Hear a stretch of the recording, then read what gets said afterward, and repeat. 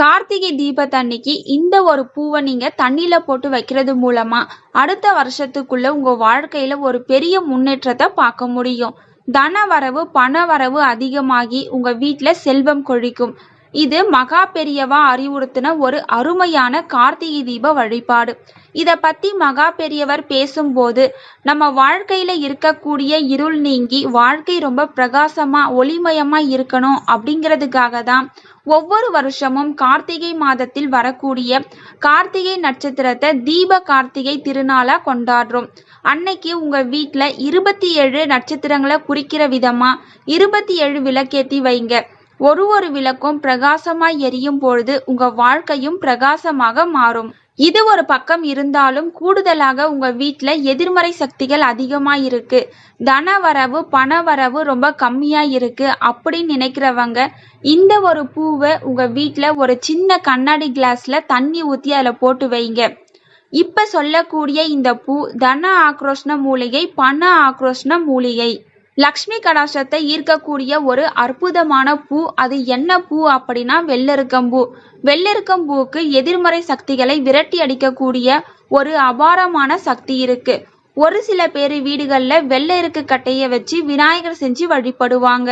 எல்லா விதமான தேவஸ்தான கடைகள்லயும் வெள்ளெருக்கு பிள்ளையார் கிடைக்கும். எந்த ஒரு வீட்ல வெள்ளெருக்கு பிள்ளையார் இருக்குதோ அந்த வீட்ல கண் திருஷ்டியே இருக்காதுன்னு சொல்லுவாங்க. அந்த வகையில இப்ப நீங்க உங்க வீட்டு பக்கத்துல இருக்கக்கூடிய காலி இடங்கள்ல கண்டிப்பா வெள்ளெருக்கு செடி இருக்கும். அந்த வெள்ளெருக்கு செடியில முடிஞ்சா ஒரு 4-5 பூ போதும். இவ்வளவுதான் அவ்வளவுதான் எண்ணிக்கையே கிடையாது.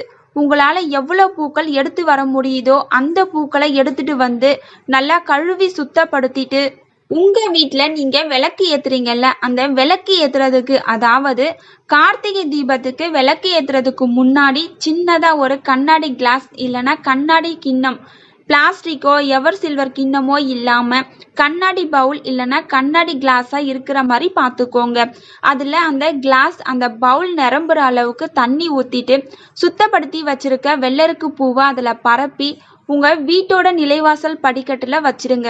அப்படி வைக்கிறது மூலமா உங்க வீட்டுக்கு லக்ஷ்மி கடாட்சத்தை காந்தம் போல இழுக்கக்கூடிய ஒரு சக்தியை இந்த வெள்ளெருக்கம்பூ ஏற்படுத்தி கொடுக்கும்.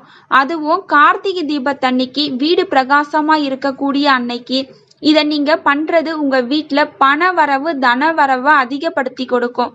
வீட்டில் இருக்கக்கூடிய எதிர்மறையான சக்திகள் விரட்டியடிக்கப்படும். இப்படி பல நன்மைகள் இருக்கக்கூடிய இந்த ஒரு விஷயத்த நீங்க செஞ்சு பாருங்க அப்படின்னு அடிக்கடி மகா பெரியவர் அடிக்கடி தன் பக்தர்களுக்கு வெள்ளெருக்கு மலரை பத்தியும் வெள்ளெருக்கு கட்டையில செய்யக்கூடிய கடவுள்கள் பத்தியும் அடிக்கடி சொல்லி இருக்கார். முயற்சி பண்ணி பார்த்தால் நல்லதே நடக்கும். தேங்க்யூ ஃபார் வாட்சிங்.